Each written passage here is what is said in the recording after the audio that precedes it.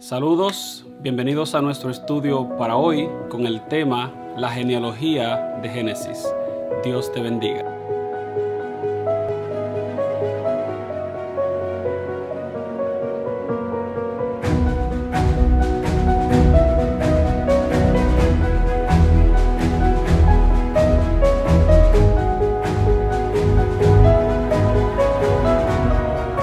El texto para nuestro estudio de hoy se encuentra en Génesis capítulo 10, verso 1, y la palabra de Dios dice de la siguiente manera: Estas son las generaciones de los hijos de Noé, Sem, Cam y Jafet, a quienes nacieron hijos después del diluvio. En esta lección nosotros tratamos de estudiar el significado de la palabra genealogía y la forma en la que es usada en la historia de la Biblia. Esta palabra significa el origen, el génesis de algo, de una persona o de una cosa en particular. De modo que cuando usted encuentra historias o cronologías o el orden de la descendencia de las familias en la Biblia, lo que la palabra de Dios nos está tratando de comunicar es que Dios está tratando de usar la Biblia y el escritor bíblico para darnos ejemplos de cómo llegamos a ciertos eventos, a ciertas personas o a ciertos lugares. La genealogía en la Biblia tiene tres propósitos principales. En primer lugar, la genealogía enfatiza la naturaleza histórica de los acontecimientos bíblicos. Lo que la palabra de Dios nos está tratando de decir es que las historias de la Biblia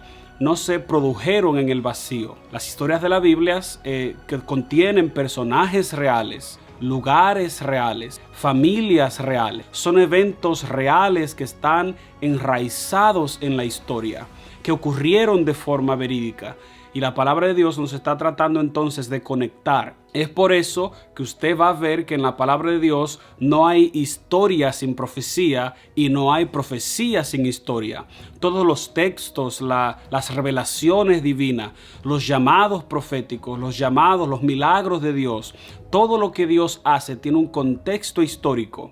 Es por eso que es importante que nosotros estudiemos la palabra de Dios con nuestra mente clara y segura de que los eventos e historias de la Biblia son reales, pasaron en realidad. El segundo propósito de las genealogías en la Biblia es demostrar la continuidad desde la antigüedad hasta la época contemporánea del autor. Este elemento nos trata de ilustrar el hecho de que cuando un autor está escribiendo un fenómeno, un evento, un milagro, está tratando de traerte al contexto, de crear el contexto para que entiendas cómo llegamos a ese milagro o cómo llegamos a ese lugar o cómo llegamos a ese evento.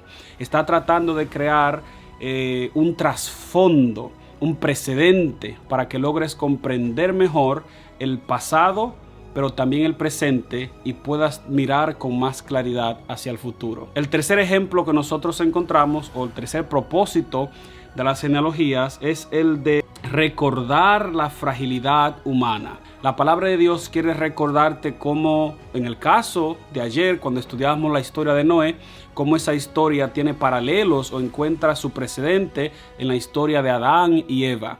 Y de igual forma, la palabra de Dios nos muestra con historias cómo nosotros somos frágiles, cómo nuestras familias son frágiles, cómo los seres humanos son frágiles, cómo el pecado nos ha hecho frágiles y nos ha hecho víctimas de cometer el error una y otra vez. Nuestros padres, nuestros hijos y nuestros nietos, todos cometemos el mismo error, los mismos errores de apartarnos de Dios y elegir el pecado, de tomar el camino equivocado.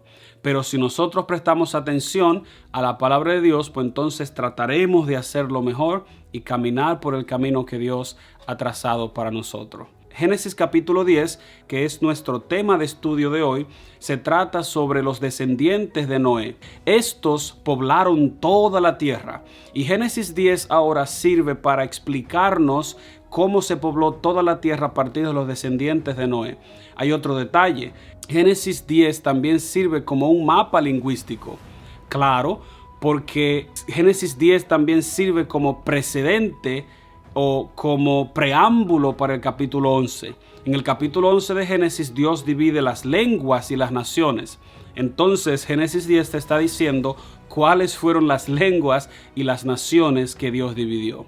Es por esto que es importante que prestemos atención a lo que la palabra de Dios dice, porque hay lecciones importantes para ti y para mí que pueden ser de gran bendición para tu vida.